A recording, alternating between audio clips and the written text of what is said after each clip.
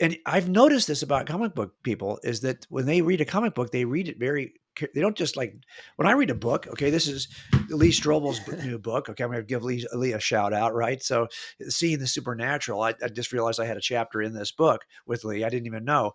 But when I read the book, I open it, and I get it open, and Well, that's you know, painful to watch. and then I yeah, treat my right. books like Okay, well, you knucklehead. The point is, but like for me, like a lot of people, I'll dog ear a corner of it to hold my place, or I'll take and write notes in it. This is really good, and I'll dog ear that and put it on my shelf. So Yeah. later on, I go, yeah, where was that part? There it is. Yeah, this is a really good point. Look, nobody does that with comic books. Even Yeah. if you're somebody who says I treat books differently, nobody treats their comic books like they treat them like pieces of art, like collectibles.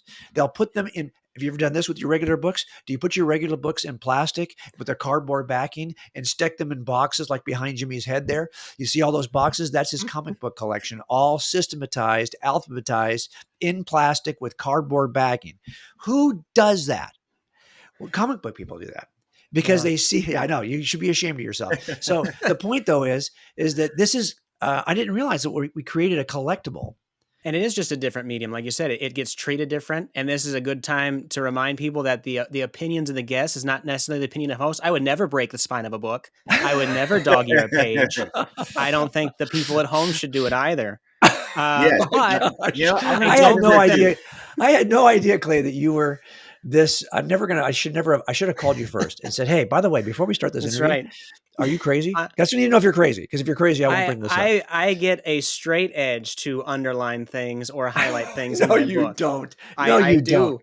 I Are do. you serious?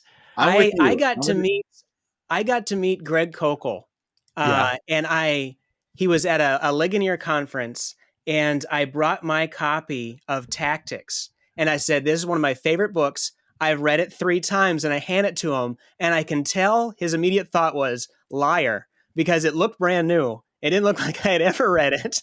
He Yeah, flipped that's through this funny. thing expecting it's going to look like it fell out of a truck, but no, I kind of just peek in there, turn the pages carefully. Yeah, I've got a compulsion, so I might start getting some sleeves. I'll box them up behind me, keep them Yeah, nice. you know what? Until you go, okay, so at least I can stand on that principle. Until you get plastic sleeves and put cardboard backing in your books, you're still a pretender. Okay, I'm telling you, comic book people are more geeked out than you are. Okay, That's right.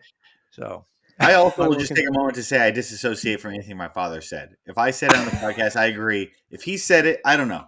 I don't know if I agree with it or Yeah, not. it's not necessarily the same opinion. So but you know what's